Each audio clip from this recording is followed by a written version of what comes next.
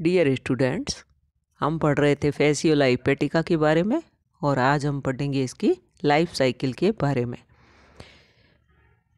Fasciola की life cycle 2 August में complete होती है, इसलिए इस प्रकार की लाइफ साइकिल को डाइजेनेटिक लाइफ साइकिल कहते हैं या द्विपर्पोषीय जीवन चक्र कहते हैं।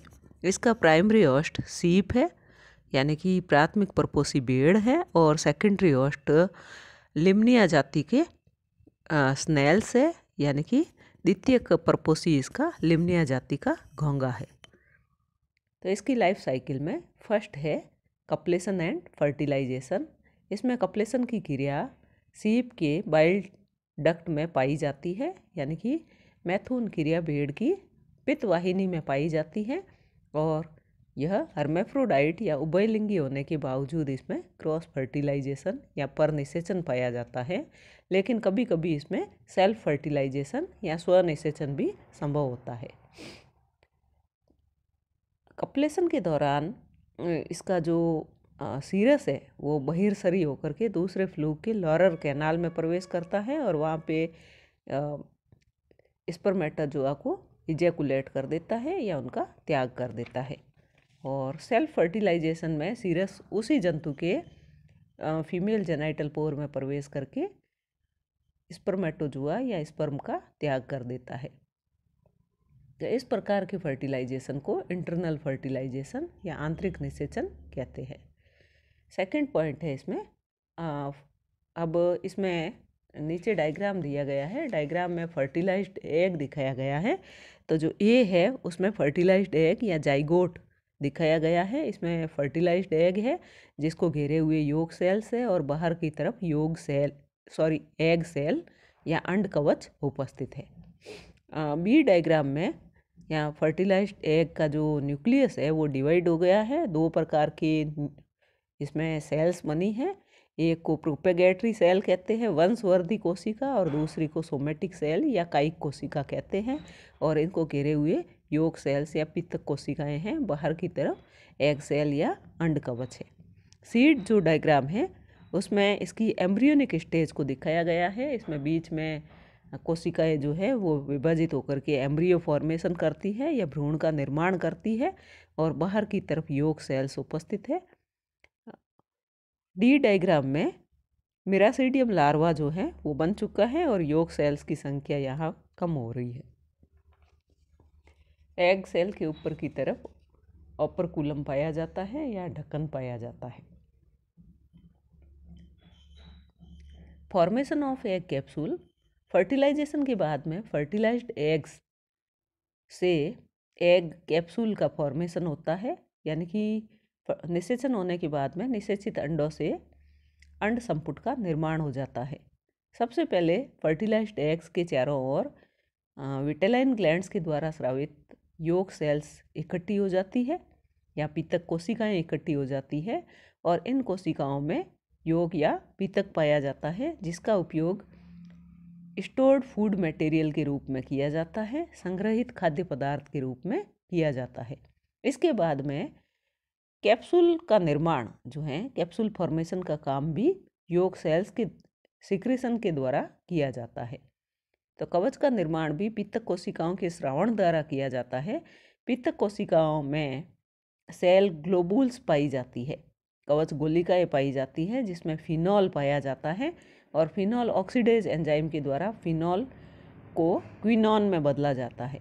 तो phenol oxidase enzyme cell globules में पाए जाने वाले फिनॉल को क्विनॉन में बदलता है जो प्रोटीन को एक कठोर स्क्लेरोप्रोटीन में कन्वर्ट कर देता है। एग सेल या कैप्सूल का फॉर्मेशन जो है इसी स्क्लेरोप्रोटीन के द्वारा होता है। एग कैप्सूल ब्राउन कलर का होता है, भूरे रंग का होता है और इसके एंटीरियर पोर्शन पर या एंटीरियर एंड पर ऑपरकुलम या ढक्कन या प्राच्छद पाया जाता है।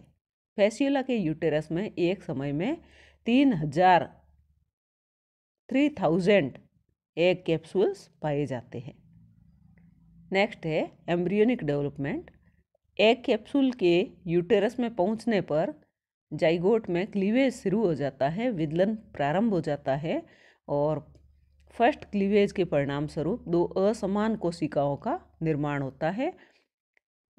इसमें से पहली है कायिक कोशिका या सोमेटिक सेल्स, यह आकार में बड़ी होती है। कायिक कोशिका में आगे विदलन के फलस्वरूप बनने वाली कोशिकाएं भ्रूण या एक्टोडर्म का निर्माण करती है। दूसरी है जिनको वंशवर्धी कोशिकाएं या प्रोपेगेटरी सेल्स कहते हैं। यह छोटे आकार की कोशिका है और इसके विभाजन के द्वारा दो प्रकार की कोशिकाओं का निर्माण होता है, जनन कोशिकाएं या जर्म सेल्स और कायिक कोशिकाएं या सोमेटिक सेल्स। कायिक कोशिकाओं के द्वारा लार्वा के एंडोडर्म और मीजोडर्म का निर्माण होता है। तो यहाँ पर जाइगोट का जो केंद्रक है उससे दो प्रकार की कोशिकाएं बनती हैं क्लीवेज के थ्रू। सोमेटिक सेल्स आकार में बड़ी होती है, लार्ज होती है, और ये एम्ब्रियोनिक एक्टोडर्म का फॉर्मेशन करती है। और सेकंड टाइप की प्रोपेगेटरी सेल्स है, ये स्मॉल साइज्ड होती है और ये आगे जाकर के टू टाइप्स ऑफ सेल्स का ये फॉर्मेशन करती है। उसमें से वन टाइप है जर्म सेल्स और सेकंड है somatic cells. Somatic cells larva के एंडोडर्म एंड मीजोडर्म फॉर्मेशन का काम करती है। इस भ्रूण युक्त एग कैप्सूल का नेक्स्ट डेवलपमेंट यूटेरस में पॉसिबल नहीं होता है, इसलिए इसको शरीर से बाहर निकाल दिया जाता है।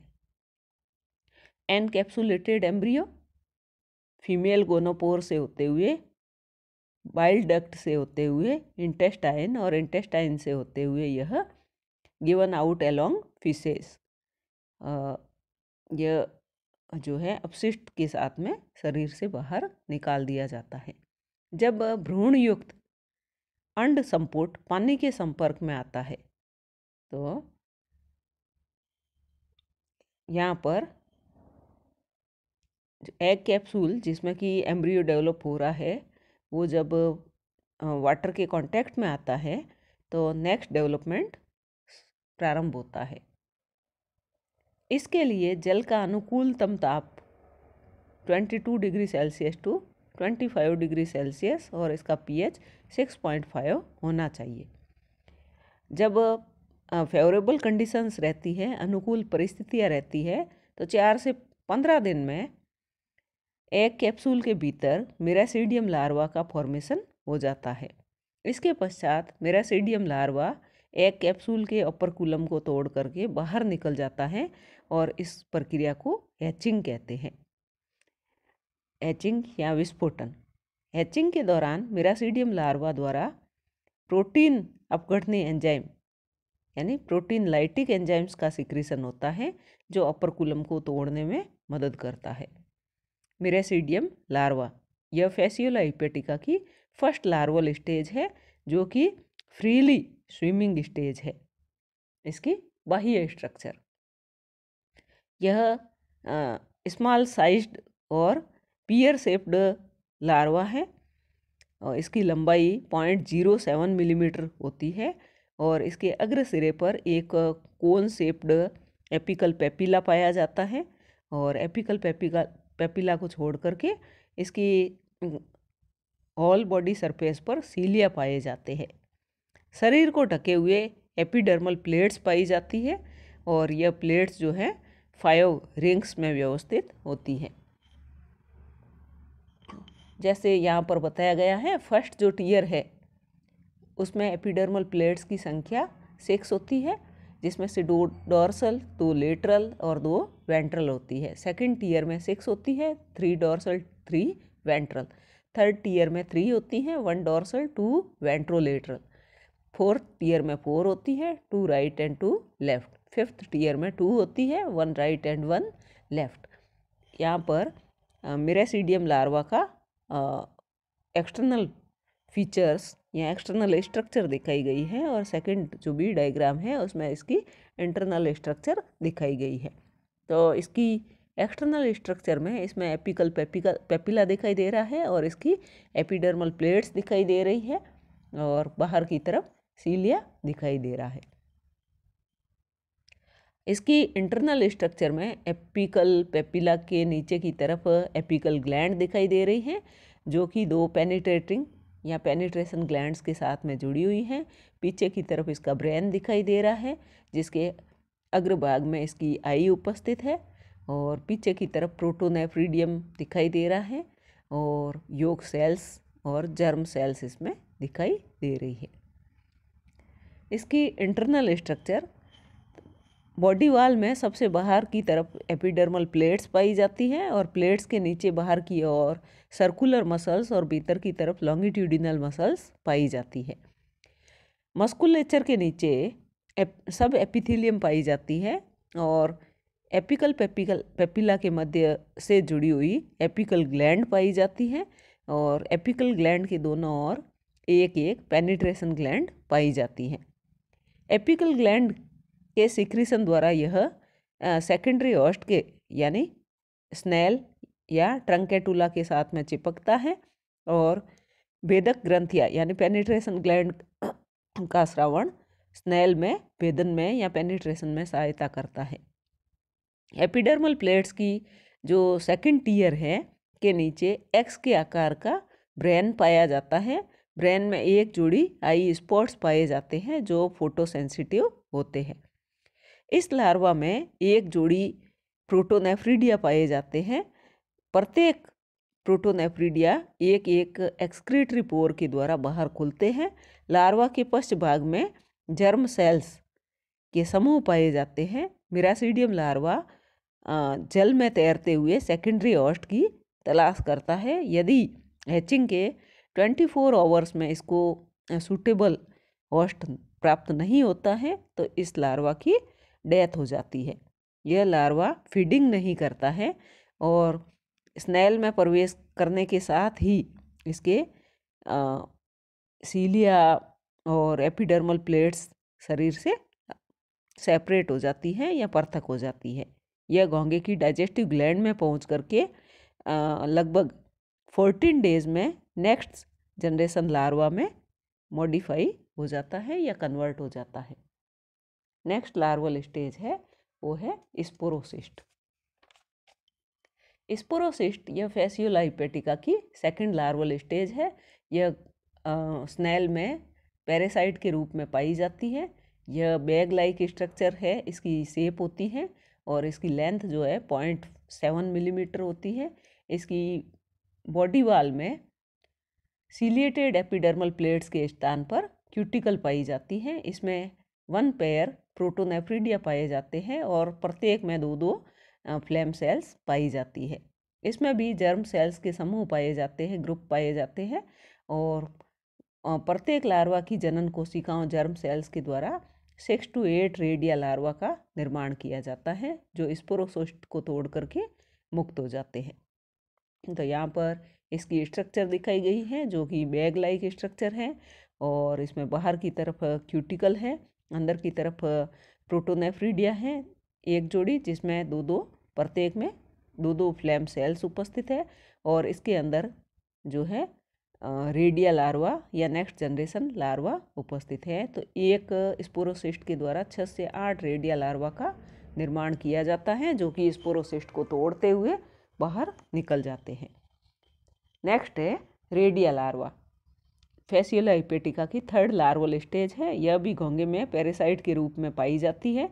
रेडिया लार्वा का ओरिजिन स्पोरोसिस्ट लार्वा के द्वारा होता है। यह एनलार्ज और सिलेंड्रिकल शेप्ड होता है, और इसकी लेंथ 1.3 मिलीमीटर टू 1.6 मिलीमीटर तक होती है। एंटीरियर एंड पर इसका माउथ पाया जाता है। इसमें एलिमेंट्री कैनाल के रूप में माउथ, फेरिंग्स एंड इंटेस्टाइन पाए जाते हैं। फेरिंग्स पर फेरिंजियल ग्लैंड्स भी पाई जाती हैं, और प्रोटोनेफ्रिडिया अब ज़्यादा शाखान्वित हो जाते हैं या ब्रांच्ड हो जाते हैं, और इसमें फ्लेम सेल्स की संख्या भी ज़्यादा हो जाती है। एक और की फ्लेम सेल्स जो है एक एक्सक्रीटरी पोर के द्वारा बाहर खुलती है। इस लार्वा के अग्र सिरे की ओर एक मस्कुलर रिंग पाई जाती है जिसको कॉलर कहते हैं। कॉलर के ठीक नीचे एक और बर्थ पोर पाया जाता है। इस पोर से होकर के रेडिया से उत्पन्न होने वाले लार्वा बाहर निकलते हैं। इसके पश्च भाग में वेंट्रल पार्श्व जो वेंट्रोलेटरल जो प्रवर्ध निकले हुए होते हैं, प्रोसेसेस निकली हुई होती हैं, जिनको लेपेड्स कहते हैं। इससे भी जर्म इसमें भी जर्म सेल्स के ग्रुप्स पाए जाते हैं। यह लार्वा घोंगे के विभिन्न टिश्यूज़ में माइग्रेट करता है और मुख्यतया यह डाइजेस्टिव ग्लैंड में रहना पसंद करता है।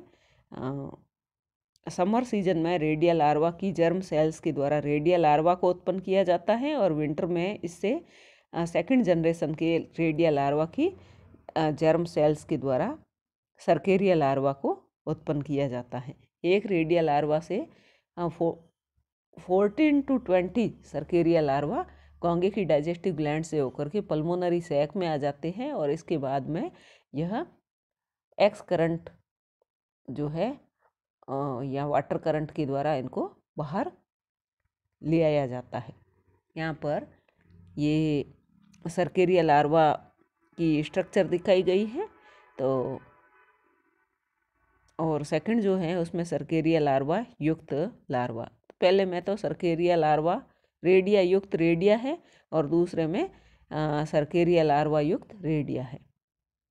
तो यहाँ पर रेडिया लार्वा दिखाया गया है। इसमें आगे की तरफ माउथ है, इसके पीछे की तरफ फेरिंग्स है, फेरिंजियल ग्लैंड्स उपस्थित है और पीछे की तरफ इंटेस्टाइन है और यहाँ पर कॉलर उपस्थित है जो कि मस्कुलर रिंग के रूप में है। पीछे की तरफ बर्थ पोर है जहाँ से होकर के रेडिया या नेक्स्ट जनरेशन के सर्केरिया लार्वा बाहर निकलते हैं। पीछे की तरफ ये लेपेड्स है जिसमें जर्म सेल्स उपस्थित है समूह के रूप में। तो इस प्रकार इसकी संरचना जो है वो एनलार्ज या लंबवत होती है। नेक्स्ट है सर्केरिया लार्वा। यह फेसियल हाइपेटिका की 4th लार्वल स्टेज है और यह फ्रीली स्विमिंग स्टेज है और संरचना में यह वयस्क से काफ़ी समानता व्यक्त करता है। इसमें ओरल सकर और एसिटाबुलम पाया जाता है। एलिमेंट्री कैनाल में माउथ, मस्कुलर फेरिंग्स, ईसोफेगस और बाई ब्रांच्ड इंटेस्टाइन पाई जाती है।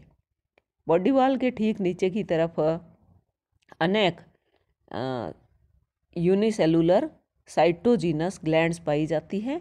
इस लार्वा में अनेक फ्लेम सेल्स पाई जाती है और प्रत्येक ओर की फ्लेम सेल्स अपनी ओर की एक्सक्रीटरी कैनाल में खुलती हैं। दोनों ओर की एक्सक्रीटरी कैनाल एक एक्सक्रीटरी वेसिकल में खुलती है और एक्सक्रीटरी वेसिकल से एक एक्सक्रीटरी डक्ट निकलती है जो 2 एक्सक्रीटरी पोर के द्वारा बाहर खुलती है। इस लार्वा में एक टेल भी पाई जाती है।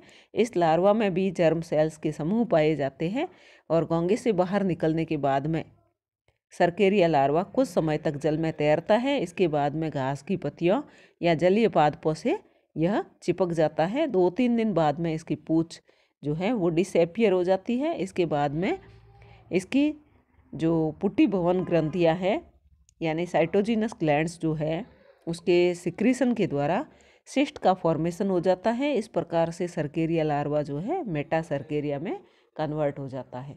तो यहाँ पर डायग्राम में मेटा सर्केरिया और सर्केरिया लार्वा दोनों दिखाए गए हैं। सर्केरिया लार्वा जो है इसमें माउथ है, इसका ओरल सकर है, फेरिंग्स है, ईसोफेगस और इंटेस्टाइन दिखाई गई है और इसके एक्सक्रीटरी सिस्टम में जो है खूब सारी फ्लैम सेल्स है और इनकी जो डक्ट है वो यहाँ पर आकर के एक्सक्रीटरी वेसिकल में आकर के खुलती है और एक्सक्रीटरी डक्ट आगे निकलती है जो कि एक्सक्रीटरी पोर्स के द्वारा बाहर की तरफ खुलती है। पीछे की तरफ इसमें पूंछ पाई जाती है और इसमें जर्म सेल्स उपस्थित होती हैं।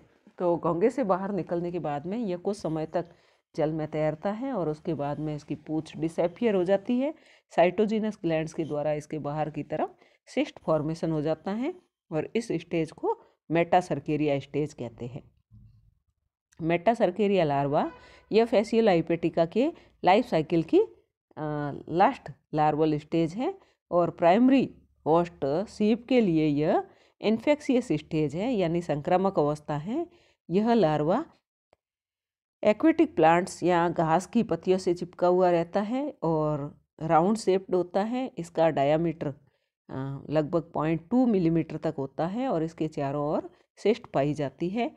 इसमें भी वयस्क के समान ही ओरल सकर और एसिटाबुलम पाया जाता है और इसकी आहार नाल में मुख पेशीय ग्रंथि यानी मस्कुलर फेरिंग्स, इसोफेगस और ब्रांच्ड इंटेस्टाइन पाई जाती है। इसमें फ्लैम सेल्स की संख्या सर्केरिया से अधिक होती है और मेटा सर्केरिया का अगला परिवर्धन जो है वो प्राइमरी होस्ट यानी सीप में ही संभव होता है। फिर है इन्फेक्शन। तो मेटा सर्केरिया लार्वा जो है भेड़ के लिए, सीप के लिए इन्फेक्शियस स्टेज है। जब भेड़ मेटा सर्केरिया युक्त घास को चरती है तो यह अवस्था भेड़ की इंटेस्टाइन में चली जाती है और यह होस्ट के गैस्ट्रिक जूस से मेटा सर्केरिया की सिस्ट जो है वो अप्रभावित रहती है और सिस्ट इसके इंटेस्टाइन के पास में स्थित एंजाइम जो कि डाइजेस्टिव एंजाइम है सिक्रीट होते हैं, उनके द्वारा डाइजेस्ट कर ली जाती हैं और लार्वा सिस्ट से बाहर आ जाता है। यह लार्वा इंटेस्टाइन की वाल को पेनिट्रेट करता हुआ सीलम में चला जाता है। इसके बाद में यह लीवर को भी इन्फेक्टेड कर देता है। लीवर से यह 5 से 8 सप्ताह तक फीडिंग करता है और उसके बाद में आकार में अत्यधिक बड़ा हो जाता है और ग्रोथ होने के बाद में यह बाइल डक्ट में प्रवेश करता है और सेक्सुअली मैच्योर हो जाता है। नीचे डायग्रामेटिक प्रेजेंटेशन है। तो adult liver fluke in bile duct of sheep. वयस्क फेसियोलाई पेटिका जो कि भेड़ की पित्त वाहिनी में है। इसमें कपलेशन एंड फर्टिलाइजेशन होता है, मैथुन और निषेचन होता है, फॉर्मेशन ऑफ एग कैप्सूल, अंड कवच बनता है, cleavage and early development occurs in uterus. विदलन और शुरुआती परिवर्तन जो है, प्रारंभिक परिवर्तन जो यूटेरस या गर्भाशय में होते हैं।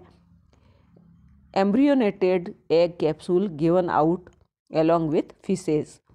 तो भ्रूण युक्त अंड कवच जो है वो मल के साथ में बाहर निकाल दिए जाते हैं। एग कैप्सूल इन वाटर, अंड कवच पानी में आ जाते हैं। डेवलपमेंट ऑफ मिरासीडियम लार्वा, मिरासीडियम लार्वा का परिवर्धन होता है।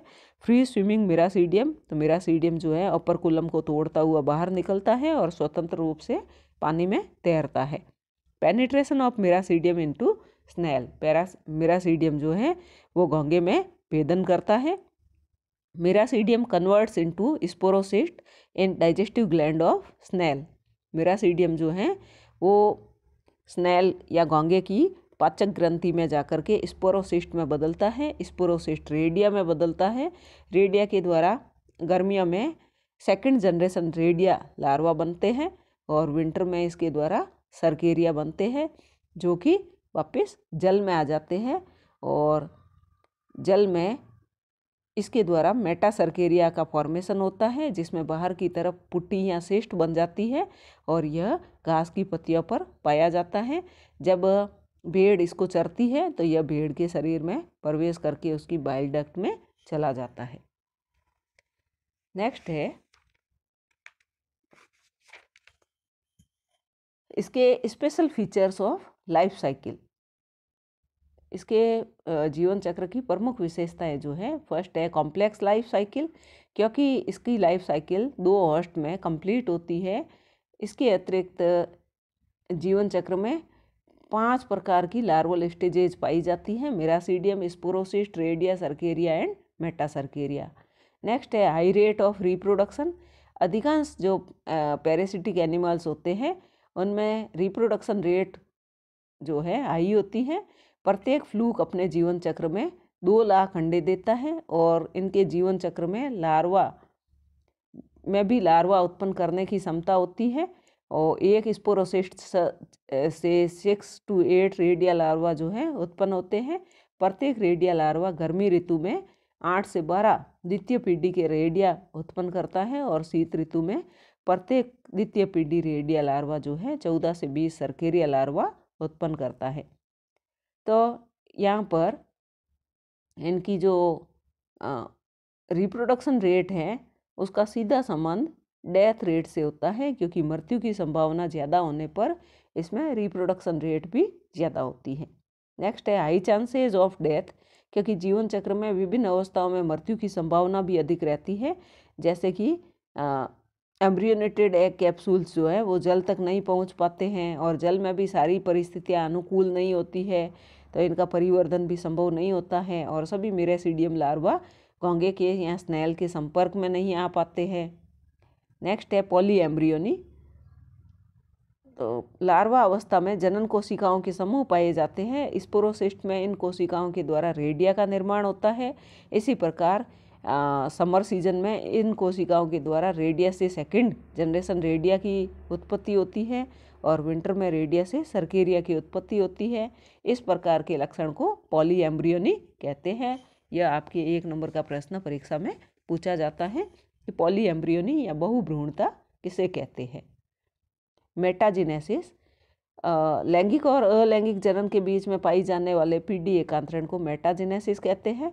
लार्वा अवस्था वयस्क से अधिक विकसित होती हैं, जैसे कि मिरासीडियम लार्वा। नेक्स्ट है पैथोजेनेसिस या रोगजनकता। तो इस परजीवी के कारण होस्ट के लीवर और बाइल डक्ट को क्षति पहुंचती है। इसके कारण इसके बाइल डक्ट की भित्ति जो है वाल थिक हो जाती है और इसमें एपिथीलियम का जो लेयर है वो डिसएपियर हो जाता है। इसमें गाल ब्लेडर स्टोन का भी निर्माण हो जाता है। कभी कभी लीवर में हिमोरेज या रक्तस्राव भी हो जाता है। इस प्रकार के रोग को लीवर रॉट या फैसियोलेसिस रोग कहते हैं। इस रोग में पशु की भूख बंद हो जाती है और एनीमिया हो जाता है। लंबे अंतराल के बाद जबड़े पर एक आउटग्रोथ या सूजन दिखाई देने लगती है। इसके कारण भेड़ों में मृत्यु दर बढ़ जाती है। इसका डायग्नोसिस स्टूल एग्जामिनेशन के द्वारा और इम्यूनोलॉजिकल मेथड्स के द्वारा किया जाता है और ट्रीटमेंट के लिए इसमें एंटी हेलमिंथ ड्रग्स का प्रयोग किया जाता है, जैसे कि हेक्साक्लोरोइथेन है या कार्बन टेट्राक्लोराइड या एमिटीन हाइड्रोक्लोराइड है, ये इनको दिए जाते हैं। थैंक्स।